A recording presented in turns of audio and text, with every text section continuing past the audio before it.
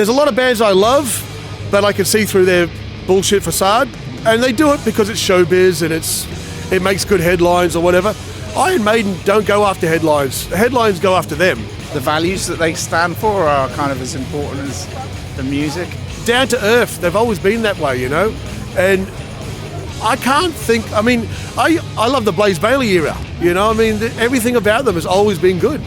You know, they're 100% and they do it for the fans all the time. I think it's the lyrics, it's the music, it's how loyal they are to the fans. Yeah, everything pretty much. I'm listening to Iron Maiden from 1993, so... I just think music from that era is so much better. I mean, I loved a lot of the old LA rock, like Rat and Motley Crue and stuff like that. But there was something about Iron Maiden that was more pints of beer, football, darts down the pub. And I related to that a lot more than I did to the Sunset Strip. Well, it's my era, isn't it? You know, it's my thing. And real artists playing real music with real instruments, you know, and just everything about them at the time. Like, they took the world by storm, didn't they, when they first came out? And even now they still are, they're world famous, you know. They are sort of the ultimate band because they've just never changed with any times. They've always set their own spirit.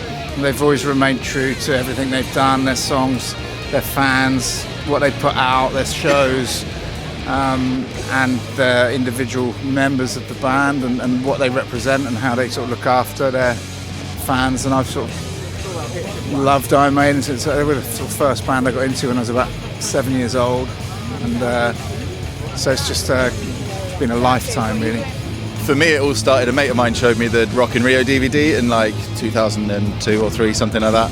And I just, like, seeing them all bounce up on stage at the start of the Wicker Man, I was just into it. I was hooked non-stop. I bought a bass because I wanted to be like Steve Harris. And I've been playing for something like 20 years, and they're my favourite band and always will be. Yeah.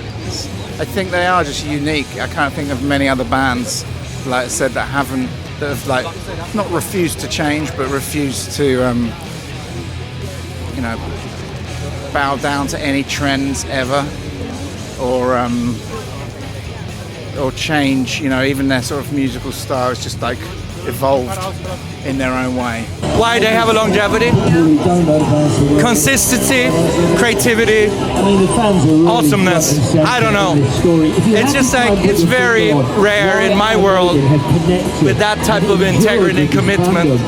You know, never change and just do it better and better year after year. It's incredible. It's absolutely incredible. Longevity.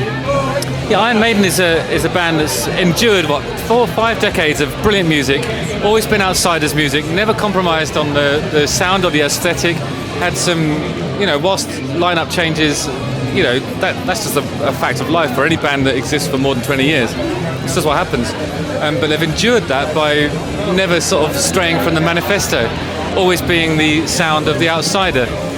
So now they're playing at Nebworth and there's, 100-odd thousand outsiders in a field, and suddenly it feels like a mainstream event, but it's not. It's the anti-mainstream. And the only way to do that is to stick by your guns. Never compromise.